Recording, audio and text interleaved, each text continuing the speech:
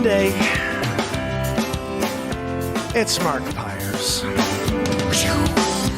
I was walking down the road today. It's Renaissance Man. I'm here to ease my mind and help my living. It's Renaissance Man. It's daily variety show Mark Pires Renaissance Man.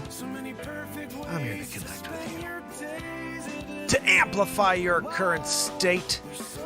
And I'm here with you on day 1336 in a row of the Renaissance Man show. And we're going to get into it just like we do every single night, fam and friends. So make sure you smash that screen, you subscribe, and ding the bell. All notifications on. That's what you're going to want to do. And we're going to get into it, guys. We got a couple of news stories for you tonight. It's Sunday evening. It's not going to be a super long show, a little earlier. Let's get down. What's that, Joanne? No, Joanne, your wheeze is on like freaking overload tonight. Do you have like a distortion pedal on your freaking wheeze?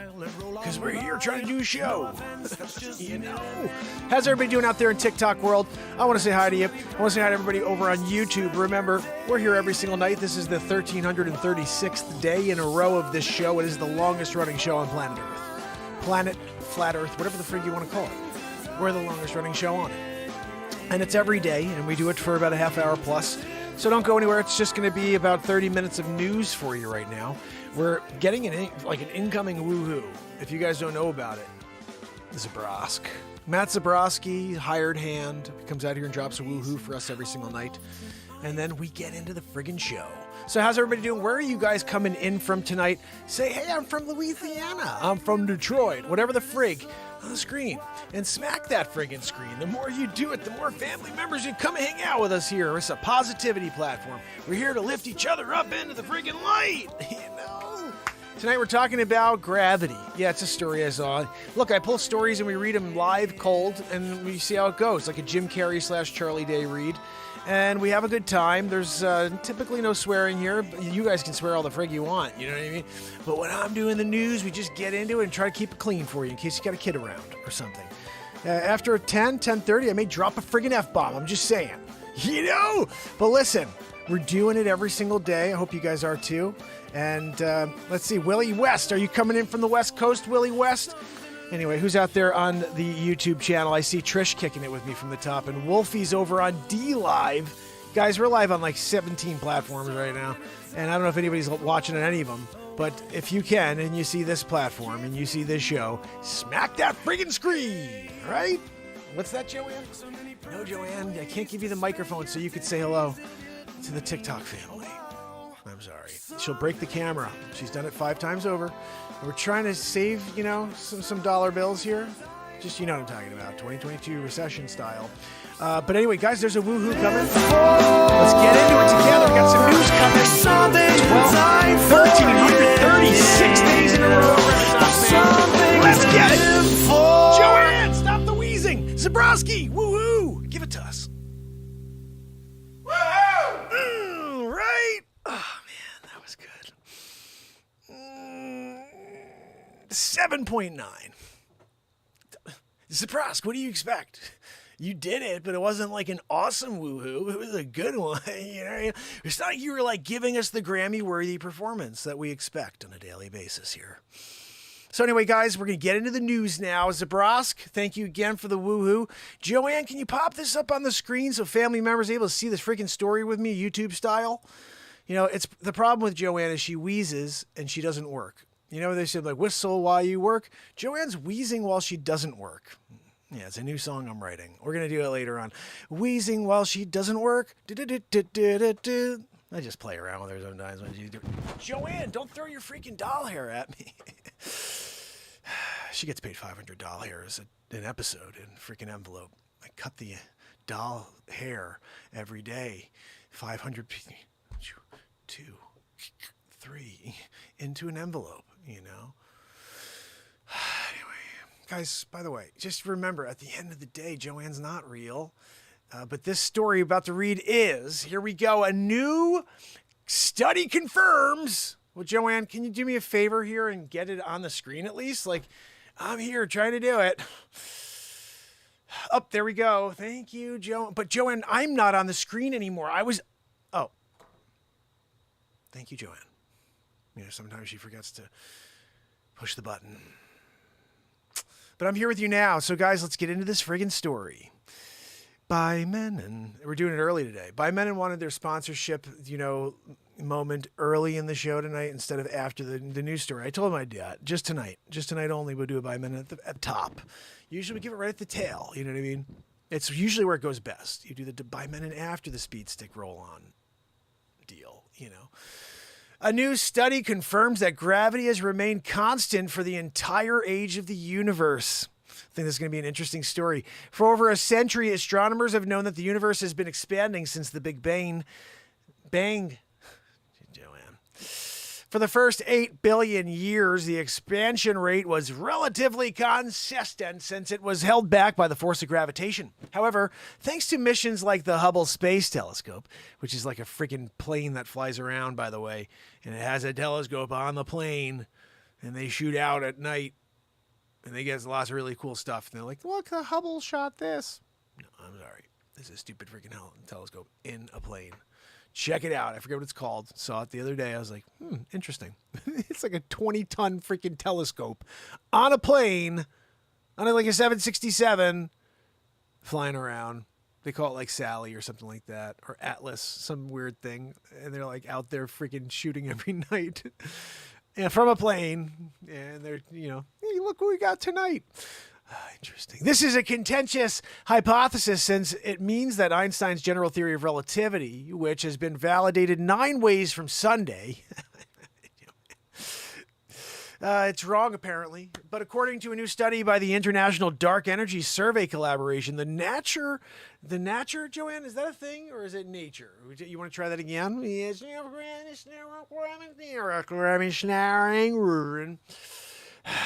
The nature of gravity has remained the same throughout the history of the universe. These findings come shortly before the 2 next-generation space telescopes, Nancy Grace Roman and Euclid, are sent to space to conduct even more precise measurements of gravity and its role in cosmic evolution. The DES collaboration comprises researchers from universities and institutes in the US, UK, Canada, Chile, Spain, Brazil, Alemania. Joanne, I'm going with the old school. Instead of calling it Germany, going Alemania on them. Japón. If you're in Spanish class and you want to say Japan, you'd say Japón. Yeah. And Italia, we're going there too. Australia, Norway, and of course, Switzerland. But yeah, no, that's where Federer's from. Joanne, she's a huge fan of Federer. I get it. He's great. Their third-year findings were presented at the International Conference on Particle Physics and Cosmology, which took place in Rio de Janeiro from August 22nd to the 26th. There were also papers titled Dark Energy Survey Year 3 Results, Constraints on Extensions to Lambda CDM with Weak Lensing and Galaxy Clustering. I know you freaking know exactly what that was, right? I'm with you. We got it, right? I just had to say it once. What the frig is... Joanne, what's a lambda? Let me read it for us again, because I don't know what the frig I just read. Dark Energy Survey Year 3 Results, Constraints on Extensions to Lambda CDM with Weak Lensing and Galaxy Clustering. I got to figure there's some sort of clustering going on there in the galaxies. Just getting that from the text on the screen here that Joanne, put together for us. Thank you, Joanne, for the story. Freaking crap story. It appeared in the American Physical Journal on Physical Review D, Joanne. Einstein's general theory of relativity, which he finalized in 1915, describes how the curvature of space-time is altered to the presence of gravity. For over a century, this theory has accurately predicted almost everything in our universe. From Mercury's orbit and gravitational lensing to the existence of black holes. But between the 60s and 90s, 2 discrepancies were discovered that led astronomers to wonder if Einstein's theory was correct.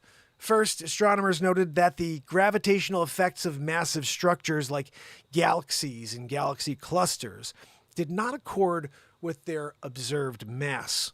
This gave rise to the theory that space is filled with an invisible mass that interacts with normal, aka luminous or visible matter via gravity. Meanwhile, the observed expansion of the cosmos and how it is subject to acceleration gave rise to the theory of dark energy and the lambda cold dark matter. There we go with the lambda CDM. Now I get it. Trying to figure out what a CDM deal. I thought it was like a license you needed to get in order to work a freaking 2-ton truck. I need to get my CDM license. I don't know. It sounded like it. Anyway, cold dark matter is an interpretation where the mass is composed of large, slow-moving particles, while lambda represents dark energy. In theory, these two forces constitute 95% of the total mass energy content of the universe, yet all attempts to find direct evidence of them have failed. The only possible alternative is that relativity needs to be modified to account for these discrepancies. To find out that's the case, members of the DES used Victor M. Blanco 4-meter telescope at the Cerro Telololo Inter-American Observatory in Chile to observe galaxies up to 5 billion light years away. They hope to determine if gravity has varied over the past 5 billion years, or cosmic distances. They also consulted data from other telescopes, including ESA's Planck satellite, which has been mapping the cosmic microwave background since 2009. Need a little coffee. You got a little freaking coffee while you're doing a story. They paid close attention to how images they saw contained subtle distortions due to dark matter gravitational lenses. As the first image released from the James Webb Space Telescope illustrated, scientists can infer the strength of gravity by analyzing the extent to which gravitational lens distorts space-time. So far, the DS collaboration has measured the shapes of over 100 million galaxies, and the observations all match with general relativity. Joanne, general relativity predicts. The good news is that Einstein's theory still holds, but this also means that the mystery of dark energy persists for the time being. Luckily, astronomers will not have to wait long before new and more detailed data is available. First, there is the ESA's Euclid mission, slated to launch by 2023 at the latest, which means 2034. NASA rules. We give it to them and then we never give it to them. Or maybe we do after 37 years. And then we're like, we destroyed the technology. We can't go back to the moon. Oh, you never went, you mean? Oh, the telemetry data, you got rid of that too? Guess you didn't need that. It wasn't worth the billions you spent on it. Anyhow, Roman Space Telescope will look back over 11 billion years. These will be the most detailed cosmological surveys ever conducted and are expected to provide most compelling evidence for or against the Lambda CDM model. As study co-author Agnes Ferte, who conducted the research as the postdoctoral researcher at JPL, said in a recent NASA press release, there is still room to challenge Einstein's theory of gravitativity. Gravitativity, Joanne? What the frig? It's gravity. Gravitativity. Sometimes when you're reading it quick, you just don't even know what you're reading. As measurements get more and more precise, but we still have so much more to do before we're ready for Euclid and Roman. So it's essential we continue to collaborate with scientists around the world on this problem, as we've done with dark energy survey. In addition, observations provided by Webb of the earliest stars and galaxies in the universe will allow astronomers to chart the evolution of the cosmos from its earliest periods. Those efforts have been potential to answer some of the most pressing mysteries in the universe. These include how relativity and observed mass and expansion of the universe coincide, but could also provide insight into how gravity and the other fundamental forces of the universe, as described in quantum mechanics, interact. A theory of everything. If there's one thing that categorizes the current era of astronomy, it is the way that long-term studies and surveys, next generation instruments, are coming together to test what has been the stuff of theory until now. The potential breakthroughs of these could lead to both delight and confound us, but ultimately they will revolutionize the way we look at the universe. All right. Well, that's the story, Joanne. Thank you for pulling that one. What else do we have on the list today? Oh, this one I just had a real chuckle at. Republicans poised for smaller gains in House, poll suggests. These freaking crap polls, right? I'm going to see how many people did they poll. I didn't get a call. Let's see. Democratic prospects in November midterms might not be as bad as predicted earlier in the year, with Republicans' projected gains shrinking in the House representatives, according to CBS News poll. I gotta love those freaking CBS News polls. Hold on, let's do something together. CBS News poll. We did this story yesterday. Google. CBS News poll. CBS News poll. 2016 election. Let's see what CBS News poll said in 2016. Let's see. CBS News polls. This has got to be what it is right here. With just one day left in the 2016 presidential race, Hillary Clinton holds a 4-point lead over Donald J. Trump nationally, 45% to 41%. Similar to last week, fewer voters. That's actually not that bad, guys. Only 3% difference. Like, I was led to believe that they were thinking it was going to be a blowout, that she was going to blow them out. Clinton leads among women, African Americans, and younger voters, and she has the edge among whites with a college degree. Clinton voters are more likely to strongly favor their candidate than Trump voters. Really? While Trump voters are slightly more likely than Clinton voters to cast their vote because they dislike other candidates. That's pretty true. Where the race stands on the eve of the 2016 presidential election, Clinton now holds a small lead. In a four-way matchup that includes Libertarian Gary Johnson and Green Party candidate Jill Stein, the CBS News poll finds Clinton holding a 4-point lead over Trump. In a two-way matchup that doesn't explicitly name the third-party candidates, Clinton also has a 4-point lead over Trumper. So, guys, it's actually, I got to give it to them. They didn't say 18 points like some people, Let's just see what they said in 2020. I mean, I still think that's impossible for anybody to really look at anything because nothing was accurate. I mean, if you did not see 2,000 Mules yet, whoa, holy freaking cow. That happened. That's real. Crazy. And guys, if you haven't yet, head over to YouTube. Why the hell is this not working now? Why you not hearing me? You doing me? You kidding me? Hello me. Okay. All right. Is that gonna work now? 2020.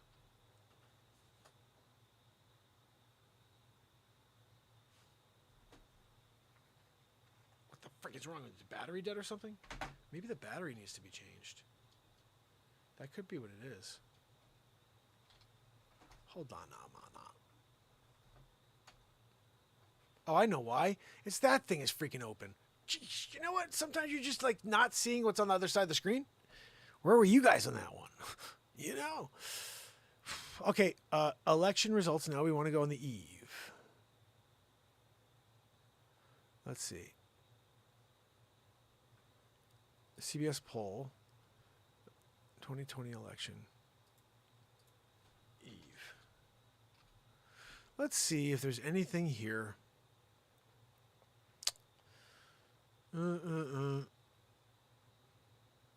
Nothing. Biden leads. Trump needs election day surge to win.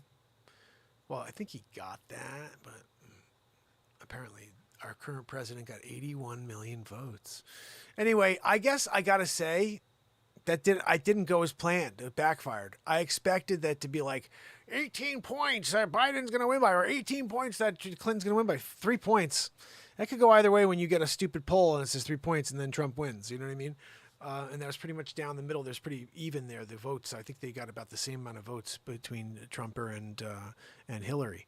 So I think that poll was actually a lot closer. I guess as they got closer, they started to get a little more accurate. I don't know. But 3 points is actually, I would say, within range of being anybody's game. So they called that one pretty dead on. And the other one it even said that CBS came out and said, he's got to have a surge if he wants to win. So maybe CBS has got something here. What did they say again? We're going back to it. and this may not be, no, this is Politico. It's not a freaking CBS. But CBS News does have this freaking poll. Anyhow, Republicans poised to have a smaller gain in the House. Democratic prospects in November midterms may not be as bad as predicted earlier in the year. Let's just see how many people they actually polled for this. And first of all, if there's anybody out there who's approving of this freaking president, it rose 3 points to 45%. Come on. Why? Oh, because he did $10,000 of... Oh. I'm living in the twilight zone. You know, let's see. The representative sample of 2,126 registered voters were interviewed between August 24th and 26th with a margin error of 2.4 points. So, 2.4, and they're talking about basically the margin could be 2.4 of error. So from him to be for Biden to be a 42 to now to be a 45, he could still be a 42.6. Based on the margin of error, he could be a 42.6, and they just got it wrong. He's nowhere near the 45. You know? Anyway, I just think that I'm not approving of any of this. I don't know if you guys are, but what the friggin' heck. Anyway, what else do we got here, Joanne? We're getting... Oh, this is a good one. After $177 billion. What's that? How much billions? $177 billion. Oh, Dr. Evil likes billions. Look, no, number 2. No, get my briefcase. I'm going to take the billions. Look, after $177 billion in investment, why do metaverse graphics still suck? It's a great freaking title, too. Sorry, I almost titled that the show tonight. It's going to be like, why does freaking Zuckerchooch and metaverse graphics still blow? You know, metaverse has been touted as the place where all will spend their lives in the future. You didn't see freaking Future, Ready, go, Set, Now, Go, whatever that stupid movie was. Like, everybody wears the mask and you got to get the gear, you're having sexaroo in it, whatever. Metaverse has been touted as a place where you spend. Yeah, I just said that, Joanne. You're making me read it double-decker style. It's approaching 20 years since the release of Second Life, an early stab at an immersive multiplayer universe from Linden Labs, in which people began living and working, as well as making plenty of cash along the way. 2 decades on, the promise first hinted at in Second Life is nearing reality, as the persistent digital world of metaverse starts to make inroads into the mainstream. The breathless coverage and endless hype of the metaverse would have the average person convinced that they'd need to start planning for a life permanently attached to the VR set. 1 billion of us are due to enter the metaverse by the end of the decade, Mark Zuckerchooch has, if he has his way, while Research Bank City says the metaverse industry will prop up an economy that could be worth anything from $8 trillion to $13 trillion by the same date. If it's eye-popping figures like this that have attracted over $177 billion in investment into the metaverse since the start of 2021, according to McKinsey. There's just one problem.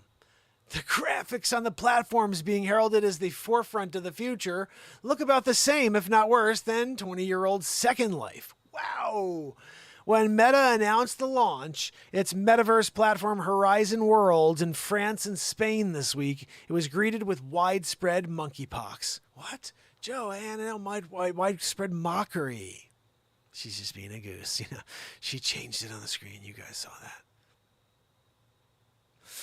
The brunt of the criticism was borne by CEO Mark Zuckerchooch's dead-eyed, legless cartoon avatar, forcing a hasty redesign. Look at that Zuckerchooch. He's like, are you trying to look like Peyton Manning? What are we doing over here? Oh, look, my name is Zuckerchooch.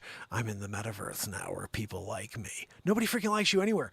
They don't like you in the metaverse. They don't like you in the real world. Get your stupid freaking gray outfit that you wear every day. Dude wears the same thing every day. He doesn't want to question. He doesn't want to spend any time worrying about it. What else do you do? You never created anything of your own. You've stolen everything and made yourself billions of dollars by being a thief. That's it. He's good at organizing, thieving, and then building a business around somebody else's good idea. Go check out the twins, the two twins that actually created Facebook when it was called something different in Harvard. It was called like Harvard Facebook. And he freaking stole it. If you didn't see the movie. Anyway, so now he's this genius who needs to spend all his time focused on the next thing he's going to create. Oh, he's so freaking important with your dumb freaking face. Look at that dumb freaking Peyton Manning looking face.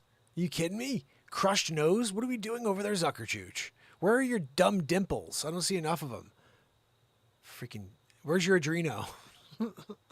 And he's got green eyes now.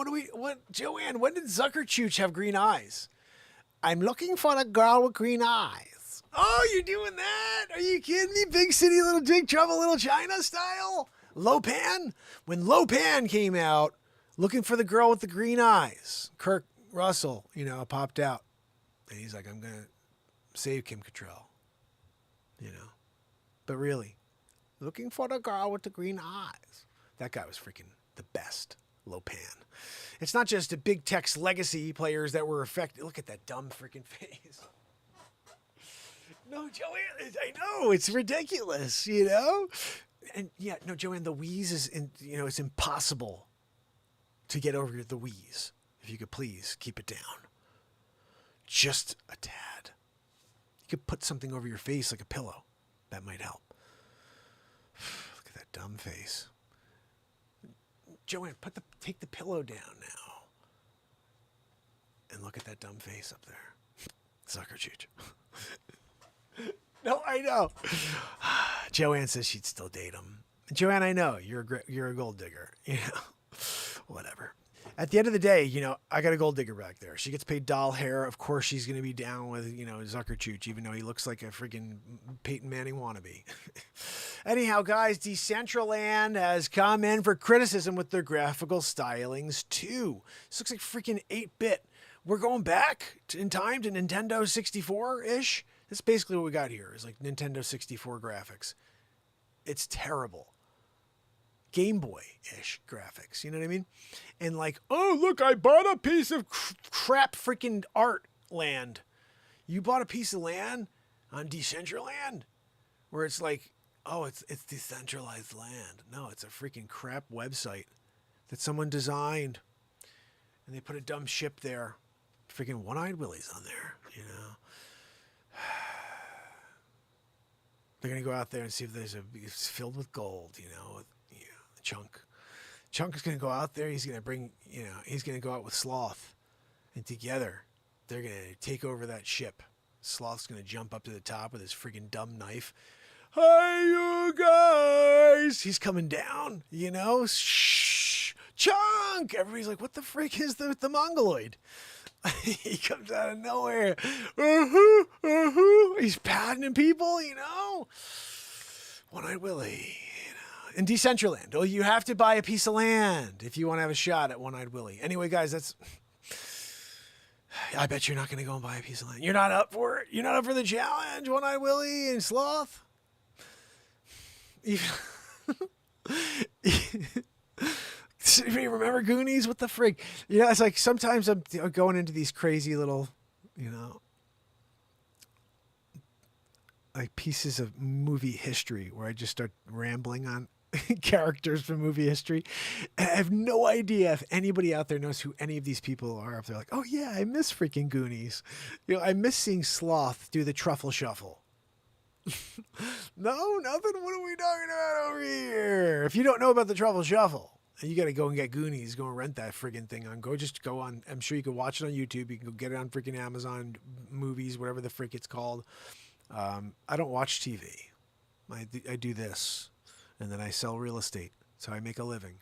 So, by the way, if you want to at all buy or sell a piece of real estate, I'm your guy. No matter where it is on planet Earth, just let me know, and I will either find you an agent if it's not where I am, or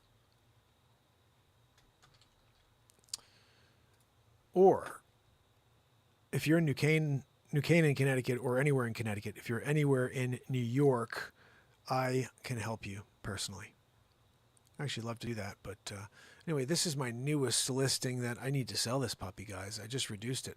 Not I, but my clients are just willing to understand the market's starting to shift, and they got a high-end property, and they need to adjust in order to capture a buyer, potential buyer. So this property is pretty insane. I've done a bunch of shorts at this property. It's 6.33 acres. The original owner spent $21 million putting this place together. It's completely insane. And some things are definitely different than I would have myself done them. But you know what? They're so cool with you have to imagine something here. You're in New York City and you just want to get the frig out of New York City, and you want to be close enough to get back to New York City by Monday or whatever, by Tuesday. And you take a ride out to New Canaan, Connecticut, which is literally 45 minutes to an hour away. And when you get there, you have this like freaking compound. I don't know if you could see you could see my little hand here on the screen. This right here is that main house. This is a cabana right here. They spent $750,000 building out this cabana. There's a beautiful fireplace. There's a full kitchen with Viking. Everything's totally top of the line. This is a trout pond. This is an awesome pool with a jacuzzi right here. This is a private driveway that comes down over here, so you can have staff park or big parties. You have people park down here when you have the parking, where they call it, valet. The valet comes, brings the cars here, and they bring you out whenever you're leaving. This small building right here is the staff quarters. This freaking property has a staff quarters, And then this is my favorite thing of all right here. I don't know if I did a bad thing by doing that or a good thing, but this is a 4-level sports complex. Let me see if I can get through these photos here. All right, I'm just going to walk you through these real quick. This is the main house to the right. That's the sports complex to the left. It's a barn, 4 levels. Look at that. Right? Guys, head over to YouTube. You can see this listing. It's $5,995,000 for this ridiculous place that they spent $21 million building out, the previous owners. And this is all reclaimed lumber. That's a professional stage. They had people from Broadway come out and work on this. There's this back here that's closed is actually a dance ballet room. And let's see, I'll keep going over. Look at that staircase, though, by the way. Look at that freaking staircase. This is like Aspen, right? You feel like you're in Aspen. And, sorry, the half-court basketball court inside the house, inside the barn. So this is the main house itself. I'm just going to walk you through. This is what was here, and they just renovated this place and made it really cool. And crazy, right? Look at this is all called, sorry, I move very quickly because I'm like, okay, you saw it, let's go. That's called alderwood. And it's a very hard wood to find. You don't find alderwood very often. And they made the whole kitchen out of alderwood. This is a custom, so they had a painter come, and this is not the only one. They have these murals all over the house. This is one of them. And let's see, hold on, one other thing. Look at that sink. You guys see that limestone sink, or I'm in the way of it? I'm in the way of it, sorry. Forget about that. Don't even worry about that. These doors slide wide open with like a fingertip. You just go like this and they completely slide open. And it's just, what is that? Roughly 10 feet open, just open to the backyard, to the pond, to everything. Your views, you're totally private. It's like a den. More views of the den. Pretty cool room. This is the master. There's nothing really in there right now. There's 2 freaking bathrooms in the master, his and hers. Oh, look at that. That's with my drone. So 2013. Let me see. I'll grab this for you. Oh, 2013. I was the first realtor in Fairfield County, Connecticut. I think this entire area, to purchase a drone. And so it was all of a sudden became a big deal, not just in my community of realtors, but with a lot of other folks like the news. And the long story short was one of my clients called the newspaper because I I started doing this drone thing and no one had done it before. And he used to be a PR guy. So he's like, I'm going to write a little something. He wrote just a little something. I don't know what he even wrote. I got a call from the newspaper. All of a sudden they did a story. Then I got Channel 8 News. I got Fox in Connecticut and I got NBC in Connecticut. They all want to do a story on the drone guy. It's pretty cool. So a whole year I spent as this guy who was the expert of drone technology because I was the first one to do it in the real estate biz. And I wasn't charging for it. That was my concept. It's like, look, you hire me to list your home. I'll give you free aerial photography. And I had a lot of people say like, well, I'm just going to go buy a drone because Mark's going to go buy a freaking drone, dude. If you don't have an eye, you just bought a freaking expensive toy. I always think about that. As an artist, and this shows live art, but as an artist, even when I'm out there alone and I'm shooting pictures like this, I already saw this photo in my mind before I even put the drone in the air. When I get to any location, I have in my mind like a handful of locations I've already visualized where I'm like, oh, this property would be awesome if I can get this one shot from right over the trees in the corner over there. And so when I get it up in the drone up in the air, my immediate thing is, okay, I got at least 5 points I got to hit. And then whatever else I get is just gold. And this is a great example. I mean, I captured an image there. Look at this, all these shots. This was the shot by the photographer. Actually, I had somebody else. They had someone from the luxury division come to shoot this. That's my drone, though. I think my drone, I like that over the water. Yeah. This is from the interior of the cabana. That's all Viking. They have like this really nice fridge there. How cool is that? That's a cool shot. Again, my drone, I think, is not the best drone in the world, but it's about the operator and about the angles you shoot. Everybody can shoot from a drone. You just have to get some good angles in order to really get people to say, like, wow, about a property. But again, this is a pretty... Look at that fireplace. You could have a serious hoedown in the backyard by the pond, with this cabana. So this is... We're going to go into the sports complex now. Oh, I guess not. One more shot of that. Here we go. Sports complex style. So you walk in from basically you saw those doors there. And this is your view. This kitchen table is like 22 feet long. It's insane. And you got your basketball court. You got your stage. Look at that. They got the real lighting there too. They actually, it's like sick, the stuff that's in this place. Beautiful. Those doors open wide too on the right. So cool. So this I'll just run through, but how cool is this? Duck pin bowling, got a pool table obviously, but lots of other stuff. The hockey game, sports, this is like I don't even know what, everything here stays. That's the thing. This is like all part of the sale. This back here is the 30-person. Oh no, I'm sorry. Look at this. That bar is pretty sick. That's lighting inside. Those chairs are all custom. These people just did it up. There's this home theater is up for 30 people. It's pretty sick. That's my favorite thing in the house, the golf simulator. I'll go there and play freaking golf. Look at that thing. You kidding me? Playing a little freaking golf simulator there. That's full swing golf. That's not just some crap golf simulator. That's the ultimate of golf simulators right there. It's a $50,000 golf simulator.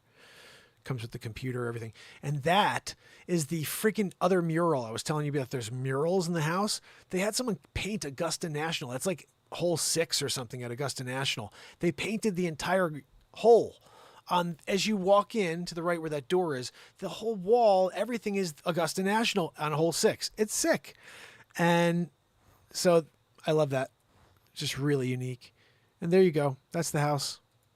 Now, another one of my drone shots. I freaking love that one too. Man. Woo!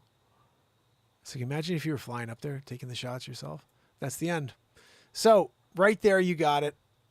Just reduced to, look at that. There's the listing agent. I know that guy. They won't let me change my photo. I don't like the background. My glasses, by the way, I'm going to give you an update on that. Got a little something funny about that. We talked about yesterday what happened to my glasses. Where did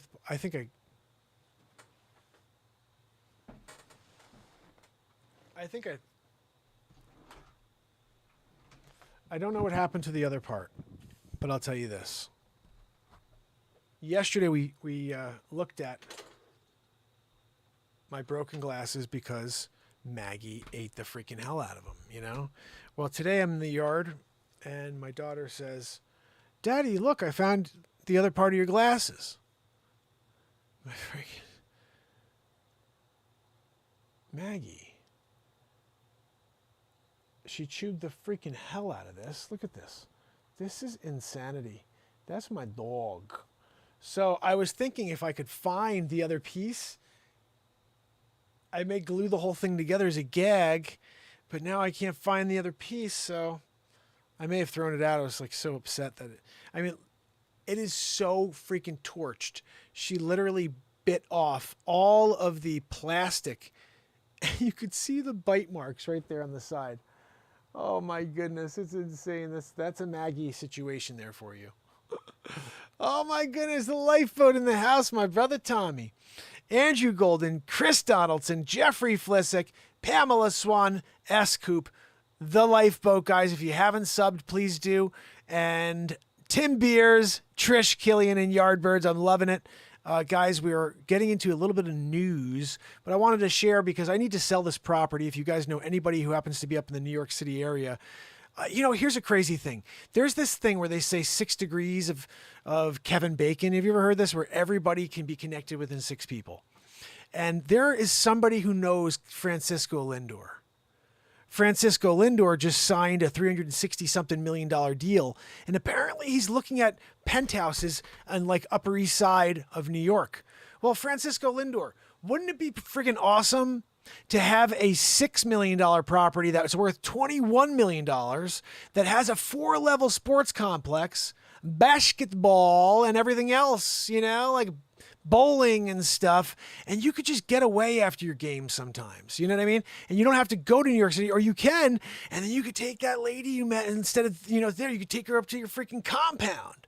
Like, instead of being like, hey, you want to go to my penthouse? You'd be like, you want to go to my compound? You jump in the Guinea. You got the Lambo, you're doing it, top down, you're freaking driving through the night. You show up, New York to freaking New Canaan. You pull up, you freaking push the button into the garage, you roll up, basketball, you shoot one from 3-point, swish, take her down to the theater. You put on the latest home run you hit, and then you hit a home run there. 30-person, you could get all over that room. You know what I mean? It's Lindor. Guys, who knows him? Who knows Lindor? All we gotta do is get in touch with him, You know how sick it would be, guys, to own a place like that in order to like here's the craziest thing. I'm going to go back to this. In a perfect world, look at that stage right there. I could set up the green screen right there and do the show every freaking day, right? And here on this, right over here, they have down these stairs, like 400 chairs. We could set up chairs in here and have 400, whatever. I don't know if it's 400. Let's call it 100, 200 people sit here for the Renaissance Man show live. And they would be down with it, but it would have to be done before November because that's when the listing expires. And I don't want to lose the listing. I want to sell this listing. So 2 things. Maybe we should put together an event there where we do the show and we set it up. Yes. Could fly a drone inside. I've done it before. I just don't have the footage. There's a great story about this entire property. I think I should tell it, and maybe I'll do it tonight, but I'd rather tell it when I sell it. But if you guys have anybody in mind who's in the New York City area who's got deep pockets and who would love something that's totally private, completely unique, one of a kind style, and it's a generational family compound, this is it right here. And I'm hoping between now and November, when this hopefully listing sells, but again, I have to prove myself and I got to get some activity going over there. So if you know anybody, please send them over. But I'd love to do a show there and just maybe about real estate. The show will be about real estate that day, whatever. But it'd be nice to do an event, like a seminar there, as seminar/show. Oh man. I'm thinking is maybe like a live event where it's like 3 or 4 people, a panel, or it's me and 2 or 3 people talking about stuff, and if I could get a few people to join me there, You know who? I wouldn't want to do another one, because not there at least, but Flat Earth Dave lives in Greenwich, and he came on the show once. I wonder, like, that would be a fun one to do from there. He could bring his stuff and we can, like, you know, get into it. But I don't think I'd need to do another with. I'd rather do something that's more like talking about important life issues, you know, and to have 2 or 3 people on, a psychiatrist, you know, some sort of maybe a doctor with a specific trade that would be poignant in the discussions, you know. And a scientist, physicist would be interesting just for conversation. That's the thing, is it's like, I think if I want to do a panel, I'd want it to be 4 different people, you know, and just have a conversation take place and see where it goes based on, you know, these different expertise running in all different directions and then coming back to talk about a specific set of issues with this world, with society.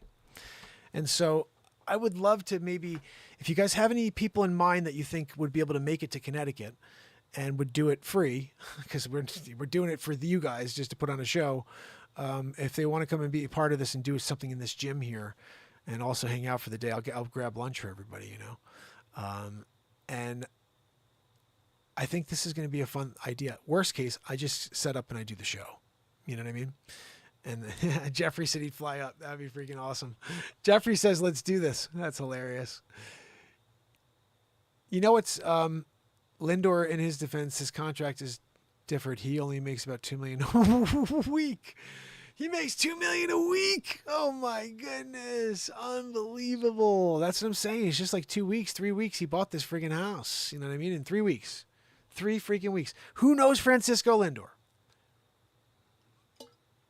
You know what?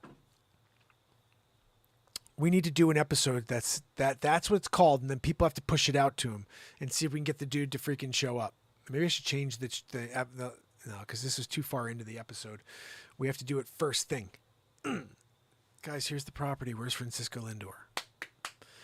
Let's go, Mets go. You hit one at the freaking green apple? What do they call it? The red apple? The big apple. Woo! Home run with the big apple that comes out. My daughter loves that. Andrew Golden, thank you so much, brother. You're amazing. Man, Andrew, you're phenomenal, buddy. I can't thank you enough for the support and for continuing to show your love with oh my goodness, Andrew said he'd fly out too. That would be pretty sick. You know, again, all walks of life, but important would be the cool thing. Title of the freaking show is these family members flew out to do a show, to do an episode. Like there's a cool title within that, where a couple of family members of this show that have been watching as a part of this community fly out to be a part of an episode like this, to be on a stage and do like a panel where we talk about, you know, different issues. That'd be pretty cool.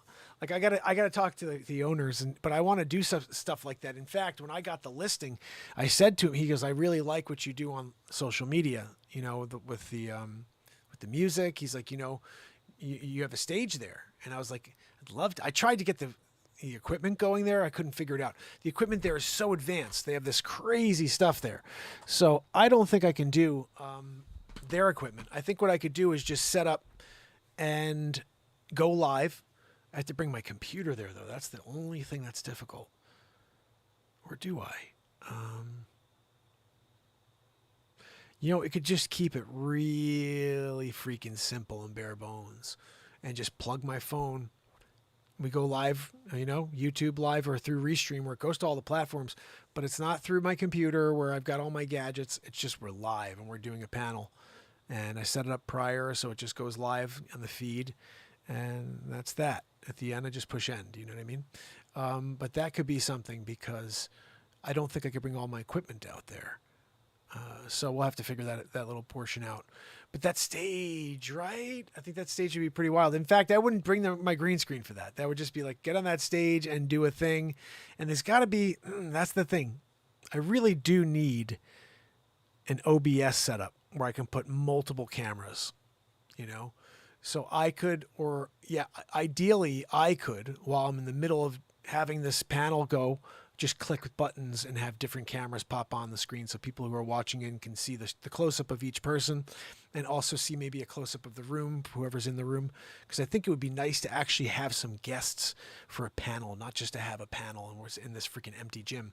I'm saying having a freaking packed room, and maybe even what would be better, now I'm like starting to explore this concept, is to have questions come from the crowd, you know, about anything. Like that's also something like I think would be pretty fun, is to have like a Q&A night where you guys just ask me questions. Like I'm always here broadcasting, but you may have questions. Like I always wondered, you know, where'd you go? Whatever. Did you what sports were you in? Whatever it is, there may be things you were curious about, and I think it'd be important that we have an episode where it's a Q&A. We chat about things and you ask questions. So that could be a thing like I'm on a stage here again, because if I can't get it set up to be a thing where it's 3 weeks, a month out, and I could just do it quickly, get up there, have some people in a room firing off questions at me. I kind of dig that.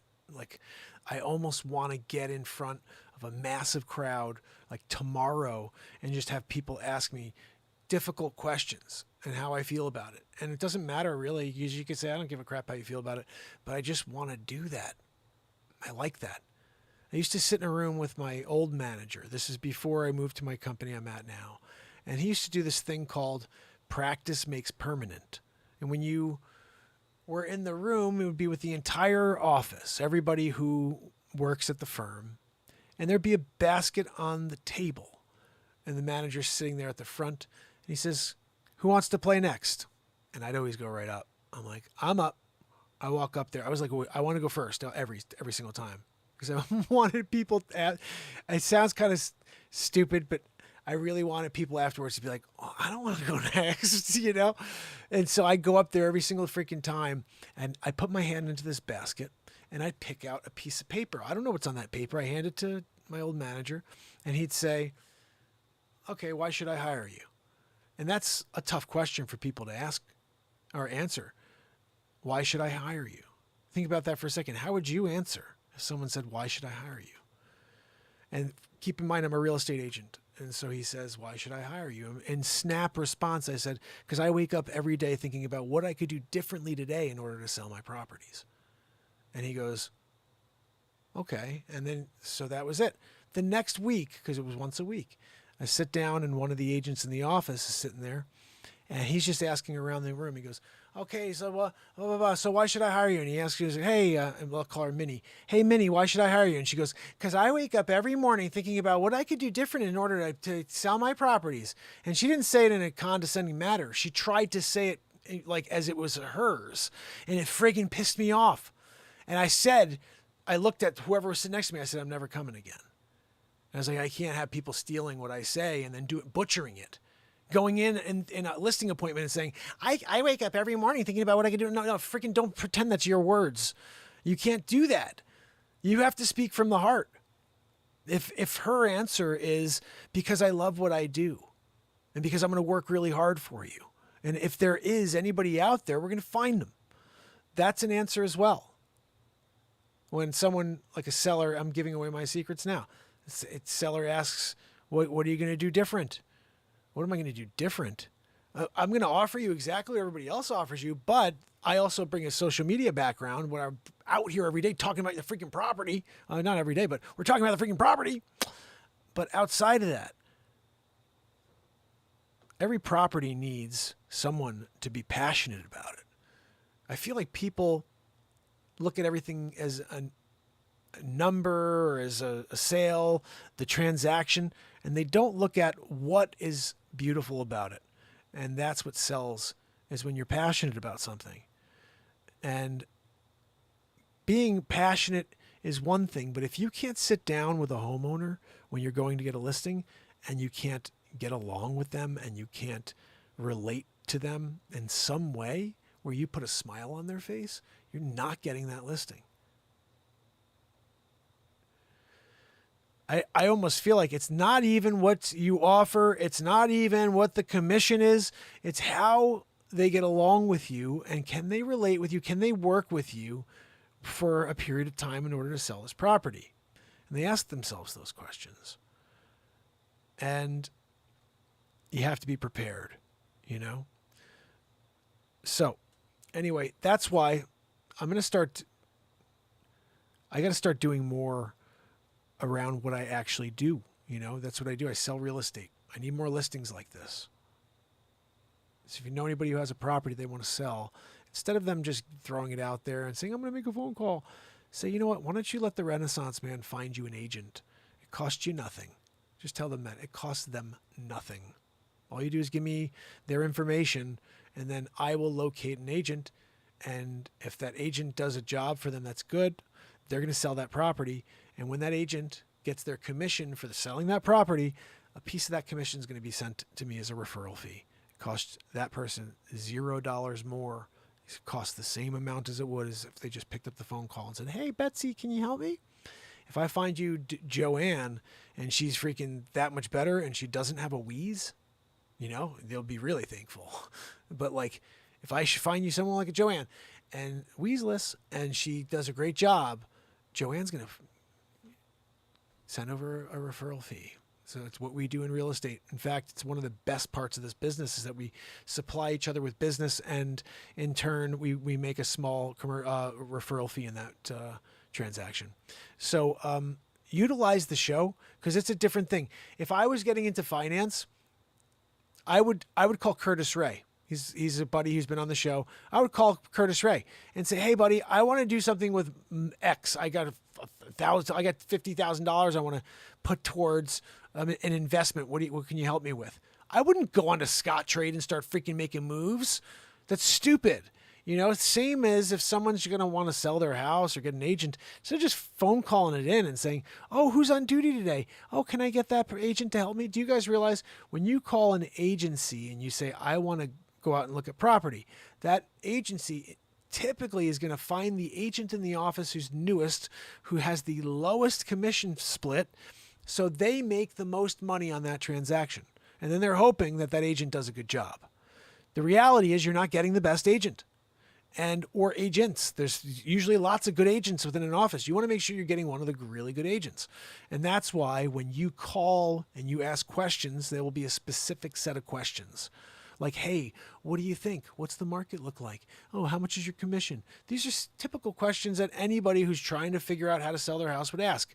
It's the realtor who does it every day who's going to ask a separate set of questions, which is going to give a different, I think, perspective on that potential agent you're thinking of hiring. And from there, I really have, in the past on my referrals, I usually ask for a handful of names, like 2 names, 3 names, and I'll call them, I'll speak with them. And then I put 1 or 2 names out there that I think look like they're a good fit and say, hey, look, make a call if you like one of them. If you don't like one of them, that's fine. That's why I always say, if you're going to call some, that's fine. Let me call someone too. So now you have 2 or 3 people to talk to instead of just 1. And then you see where you are afterwards. If you still like that first person you called, then go with it. But the thing is, I'd love for you to at least give me a shot to go and do that for you. I like going out there and seeing if I could find a potential great agent for a family member on this show. Jacqueline Grace is out there, hopefully selling her house soon, and someone from my firm is supposed to be helping out there. I hope they're doing a good job. But that's the point, is that we're all here doing things in order to make a living. My living is to sell real estate. If you guys appreciate this show, then think about me whenever you need to sell, buy, or anybody you hear about needs to sell or buy real estate. And I'd be happy to do everything I can within my power to create some magic for them and sell that property. Oh, goodness, Joanne. You know, Joanne, where did I go? I was there and then I wasn't there. Oh, I'm back. Guys. I started early today. You got to go away. Oh, goodness, guys. Good show, as always. Remember, tomorrow we do it all over again, Monday. Gonna try to get on earlier for you guys because late is not a good time for people. Everybody needs to get to bed early. I get it. So Andrew Golden, my brother, Jeffrey Flissick, Jacqueline Grace, we're just talking about you, Pamela Swan, Escu, Trish Killian, Yardbirds over here on TikTok. Is that I see my brother Truck Runner over there? Truck Gunner, is that you, brother? You're the best, brother. You're the best, my brother. This shirt, I'm not even sure my wife got this shirt for me. She's amazing. Oh, goodness. I'm about to go over an hour. It happens. Anyway, guys, till tomorrow, remember, keep sharing.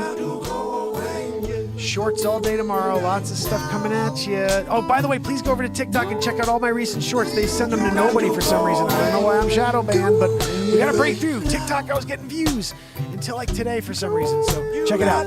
Link over here, guys. QR code it. See you tomorrow. Love you. Till tomorrow.